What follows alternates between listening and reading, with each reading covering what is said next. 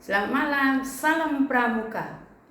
Baiklah, saya bernama Dewi Lumban Tobik akan memberikan sedikit pengalaman dari pagi berangkat ikut K3 kursus keterampilan kepramukaan di SDN Kenari 08 Jakarta Pusat. Saya bangun tidur dimulai dari jam 5. Sebenarnya setengah 5, tapi saya saat dulu kurang lebih 30 menit. Lalu saya siap-siap dan sarapan untuk keluarga saya siapin dulu. Kemudian saya ready jam 6 untuk berangkat dari rumah menuju halte Transjakarta.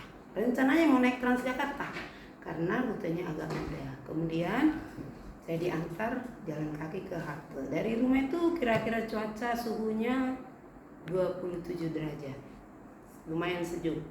Tapi pas keluar jalan mungkin karena agak muncul matahari ya, jam 7 ya, jam 7 lewat sedikit, saya pun merasakan sangat agak panas lah, sejuk tapi agak panas. Dan di sana jalan raya menuju halte kendaraan sangat sepi ya, tapi lumayan untuk ramai orang-orang yang mungkin berangkat atau mau kerja. Sampai di halte naik Transjakarta dan menuju Pulau Gadung nomor 10 ya. Saya berhenti di PKB, tapi saya bisa bayangin tuh kalau naik saya jalan kaki lagi menuju stasiun Transjakarta yang ke Senen, jadi ke Pramuka. Nyatanya saya nggak sanggup. Saya pikir kalau saya gerah, saya nanti nggak gerak-gerak, kurang enak ya belajarnya. Jadi akhirnya saya turun naik motor lah, Grab saya pasang, dan nyampelah di Senen. Maksud saya Kecamatan Senen, yaitu di SDN Kenari. Dan saya turun di SMP 216 menuju kelas sekolah SDN Kenari. Sampai di sana saya nyampe itu suhu kurang lebih 28 derajat karena saya lihat matahari memancar ya. Di tempat masuk ke SDN 08 Kenari sudah 7.35 dan saya mendaftar melalui Kak Mila. Dan ada dari arah depan juga, belakang maksud saya, berdua dengan kakak siapa itu saya lupa ya, karena belum kenalan ya. Akhirnya saya pun masuk kelas. Setelah saya daftar, tulis nama, saya dikasih Kak Mila tanda pengenal peserta, dan saya juga masuk. Syukurlah kepada Tuhan karena tidak terlambat dan masih banyak teman-teman yang belum masuk. Ternyata di sebelah kiri kanan saya ada kakak Lutfia yang waktu KMD dia, aku KML. Jadi bertegur sapa dan dia berkata, "Kak Dewi kok dari pintu itu?" "Aku tadi dari pintu depan loh."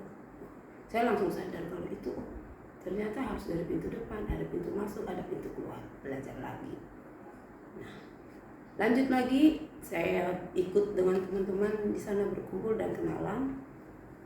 Setelah itu beberapa jam, mungkin lebih dari jam 8 lah ya, datang kasih dan mulai dibuka. Singkat cerita, sebagai biasa Kak Nurjana jadi MC-nya dan nyanyi, pembukaan dimulai dan berdoa menyanyikan lagu Indonesia Raya. Setelah itu baru laporan panitia dan menyatakan mengatakan kalau 37 orang semua, dari Cakung 2 orang, dari Duren Sawit 1, Cilandak 2, Cilacas Duren dan Duren Ciracas 1, dari Gambir 1, dan yang paling banyak Senen 9 orang ya. Sementara dari Kemayoran dari saya sendiri 5 orang. Dan banyak lagi saya lupa tuh catatannya, tidak ini ya karena mau hanya secara singkat.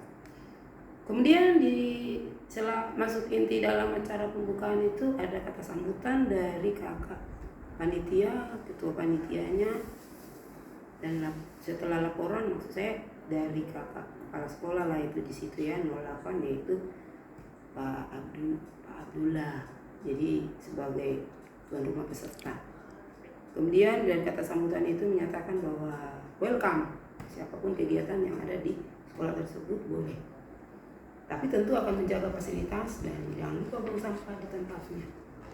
Lanjut lagi kata sambutan dari Kak Waran, saya lupa namanya, dan kata sambutan dari Kak Pusdiklat, biasa Kak Trimo, dan kata sambutan dari Kakak Kasih. Kemudian Kak Widya juga ya. Oke, demikian pembukaannya. Langsung kita foto menuju keluar lapangan, foto bersama karena masih segar ya. Lanjut saat itulah dinamika perkenalan, lanjut diadakan lingkaran kecil, lingkaran besar, dan membentuk kelompok atau regu untuk bisa berkenalan dan mengingat. Di situ kakak ketua panitia menyatakan, oh kenalannya lewat, ingat gak dia Waran mana dan gudegnya di mana ya. Seperti itu, mengingat kembali supaya kita tanggap kepada teman. Banyak yang progres bagus ya, jadi kita bisa membuat hal-hal itu, cara-cara itu ke anak didik kita saat kita pramuka atau latihan. Lanjut masuk ke kelas dengan materi dari Kak Widya. Nah, Kak Widya Sukma materinya tuh wah mantap deh, fokus seperti biasa. Scoping ini safe from harm atau apa ya dibilang itu, manajemen risiko. Saya senang banget kalau bicara manajemen risiko, bahwa kita itu dari rumah sudah harus tahu suhu, tanggap kepada semua lingkungan yang ada di rumah, berangkat jam berapa. Selain itu untuk persiapan kita pun dibuat, oh saya harus bawa apa misalkan cuaca berubah, dan membuat diri kita untuk menyelamatkan atau setidaknya peduli agar semuanya yang dilakukan bisa kembali di jalanan bisa aman, kemudian sampai tempat aman, balik lagi ke rumah aman. Itu maksudnya manajemen risiko, dimulai dari diri sendiri ya. Lanjut kali manajemen risiko yang berikutnya untuk anak didik melakukan kegiatan di luar, di dalam kelas ataupun kepramukaan latihan lain. Lanjut lagi setelah itu jam kedua adalah Kak Alfian yang benar-benar mantap dari undang-undang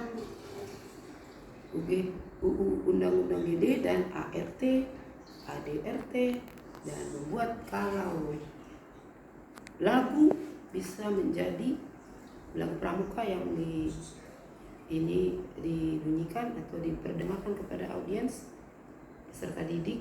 Ada budak, ada waran, dan pembimbing pelatih. Ini adalah segitiga yang saling berhubungan dan saling membutuhkan, saling keterkaitan yang tak dapat dipisahkan. Jadi seperti rantai ya, rantai di situ. Nah, pendidikan pramukaan itu di situ intinya adalah membuat sebagai proses pembentukan kepribadian melalui penghayatan. Penghayatannya ya dalam hal ya tentu kepancasilaan, penghayatan dalam karakter karakter yang benar-benar religius, bertanggung jawab, dan mampu memimpin dan menjadi mampu dipimpin.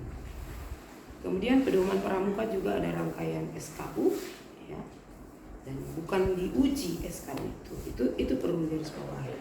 Jadi ada pelantikan juga, tidak ada pelantikan maksudnya, tapi ada pengukuhan.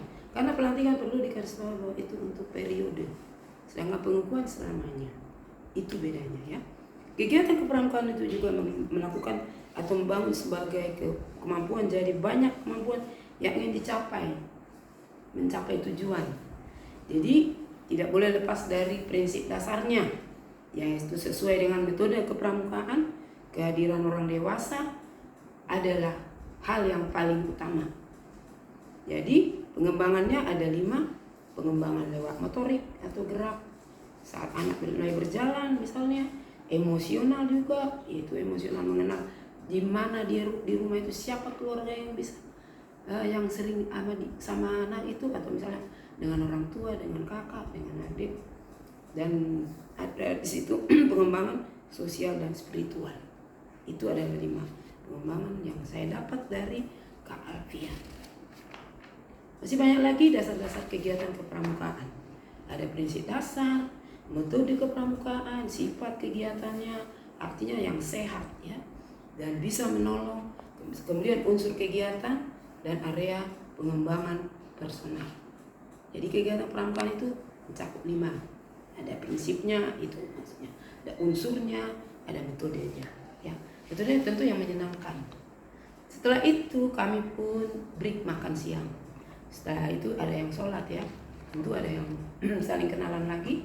Lanjut masuk setelah jam siang, setelah makan siang, lanjut lagi cari jejak yang mencari titik koordinat. Itu di situ membuat untuk ada sesuai regu. Kami sebagai ordering regunya membuat titik